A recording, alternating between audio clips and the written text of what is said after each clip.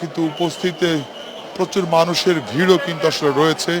একই সাথে গণমাধ্যম কর্মীও রয়েছে, একই সাথে আইন শৃঙ্খলা বাহিনীর প্রচুর পরিমাণ উপস্থিতি রয়েছে এবং ধীরে ধীরে কিন্তু আগুন নেভানোর কাজ চলছে, আপনারা দেখতেই পাচ্ছেন।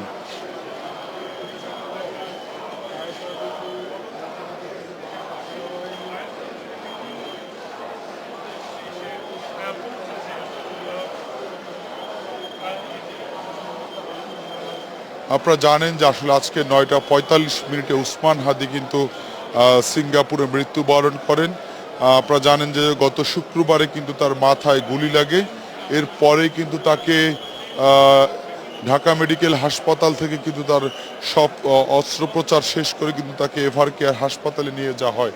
এরপরে কিন্তু তাকে উন্নত চিকিৎসার জন্য সরকারের সহযোগিতায় তাকে সিঙ্গাপুরে পাঠানো হয় এবং সিঙ্গাপুরের চিকিৎসারত অবস্থায় কিন্তু আজকে তিনি মৃত্যুবরণ করেন। এরপরেই কিন্তু আসলে রাজধানীতে বিভিন্ন রাজনৈতিক দল ফুঁসে উঠেছেন। একই সাথে কিন্তু বিভিন্ন রাজনৈতিক দলের নেতাকর্মীরা গভীর শোক প্রকাশ করছেন। ইতিমধ্যে আপনারা জানেন যে প্রধান উপদেষ্টাও আসলে এ বিষয়ে জাতির সামনে ভাষণ দিয়েছেন এবং আগামী শনিবার কিন্তু আসলে রাষ্ট্রীয় শোক ঘোষণা করা হয়েছে।